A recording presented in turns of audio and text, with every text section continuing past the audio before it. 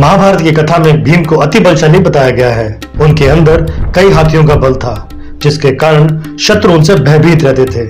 भीमसेन मल्लयुद्ध में पारंगत थे। उनका अस्त्र गदा था। बताया जाता है कि भीम वायुदेव के अंश थे। भीम को अपने इस बल पर अभिमान था।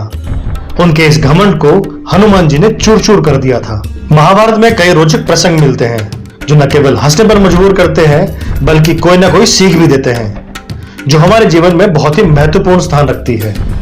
ऐसी ही एक कहानी भीम और पवन पुत्र हनुमान की है। इस वीडियो में हम आपको इस रोचक कहानी से रूबरू करवाएंगे। कथा के अनुसार पांडव जब वनवास भोग रहे थे तो उस समय एक दिन द्रौपदी आश्रम में बैठी हुई थी कि तभी एक पुष्प उड़कर उनके पास आ गया। पुष्प की सुगंध द्रौपदी को इतनी पसंद आई कि उन्होंने भीम को बुलाकर इस पुष्प को लाने को कहा। उनकी इच्छा को पूरा करने के लिए भीम पुष्प की खोज में वन की ओर निकल पड़े। पुष्प की खोज करते करते भीम एक वन के द्वार पर जा पहुंचे। वन में जैसे ही भीम ने प्रवेश करने का प्रयास किया तो उनकी नजर रास्ते में लेटे हुए एक दुर्बल वानर पर पड़ी।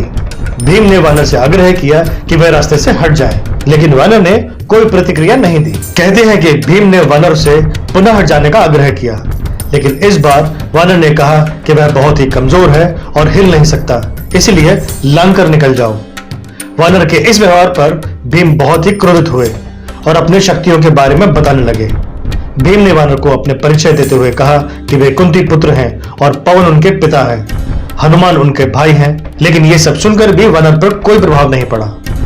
भीम का क्रोध बढ़ने लगा और उन्होंने वानर से कहा कि अधिक क्रोध न दिलाएं, नहीं तो उनको इसका गंभीर परिणाम भोगना पड़ेगा। इस पर भी वानर ने कुछ नहीं कहा, बल्कि पहले तो कुछ देर वह मौन रहे।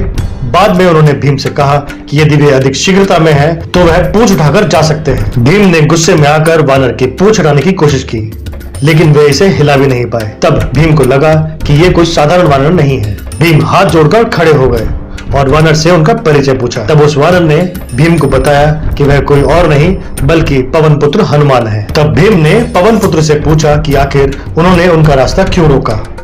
तब हनुमान जी ने भीम को बताया कि आगे विशेष वन है, यह रास्ता देवताओं का है और यह मनुष्य के लिए सुरक्षित नहीं है, इसीलिए मुझे तुम्हारी रक्षा के लिए आना पड़ा। इसके बाद भीम को हनुमान जी ने बताया कि जिस पुष्प की तलाश भीम कर रहे हैं वह पुष्प कहाँ मिल सकता है।